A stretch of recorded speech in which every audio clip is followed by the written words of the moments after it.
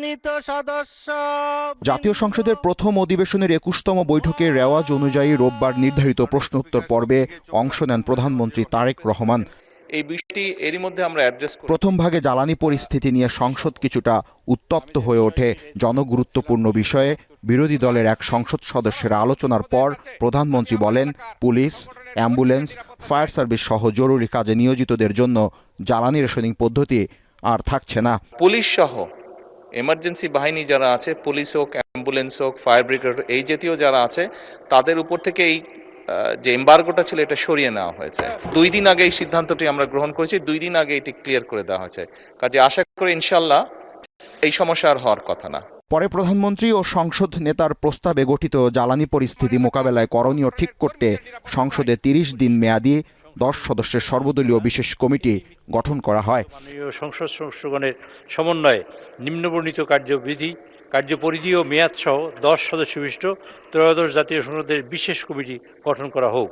মাননীয় প্রধানমন্ত্রী ও সংসদ নেতার পক্ষে মাননীয় চিফ হুইপ মোহাম্মদ নুরুল ইসলামের প্রস্তাব মতো এবং তার প্রস্তাবিত সদস্যদের সমন্বয়ে বর্ণিত কার্যপরিধি ও মেয়াদ সহ কার্যপ্রণালী বিধি 266 বিধি অনুযায়ী বিশেষ কমিটি গঠন করা হোক। যারা এই প্রস্তাবের পক্ষে আছেন তারা হ্যাঁ বলুন। এদিকে এমপিদের জন্য বিদ্যমান শুল্কমুক্ত গাড়ি সুবিধা বাতিলে সংসদ সদস্যদের পারিতোষিক ভাতা দিয়ে সংসদ বিল 2026 কণ্ঠভোটে পাশ হয়। দি members of parliament remuneration and allowances amendment bill 2026 অবিলম্বে এই মহান সংসদের বিবেচনার জন্য গ্রহণ করা হোক। এদিকে জুলাই গণঅভ্যুত্থান নিয়ে বিরোধী দল মিথ্যাচার করছে বলে অভিযোগ করেন কয়েকজন সংসদ সদস্য। একটি কথা বলতে চাই, এই সংসদকে সাক্ষী রেখে আগামী দিনে কোন আন্দোলন হলে, সংগ্রাম হলে বাংলাদেশের মানুষের পক্ষে হবে। হেরে যাবে রাজাকার, জিতে যাবে বাংলাদেশ। এ সময় জুলাই গণঅভ্যুত্থানের শহীদদের সংখ্যা নিয়ে জাতিসংঘের প্রাপ্ত তথ্য তুলে ধরেন বিরোধী দলীয় নেতা ডাক্তার শফিকুর রহমান। জাতিসংঘের মানবাধিকার ফ্যাক্ট ফাইন্ডিং কমিটি বলেছে এই সংখ্যাটা 1451 তাদের পাওয়া মতো। ক্যাম্পাসে অস্থিরতা বন্ধে সব রাজনৈতিক দলকে এগিয়ে আসার আহ্বান জানান হাসনাত আব্দুল্লাহ।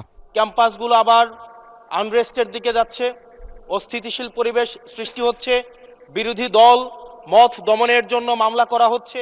জাবেদ আব্দুল্লাহ, এখন, ঢাকা। কালার এক্সপার্ট এবং ডার্ক জ্যাপ সমৃদ্ধ অরিক্স অ্যাডভান্স ডিটারজেন্ট পাউডার, আপনার লন্ড্রি এক্সপার্ট।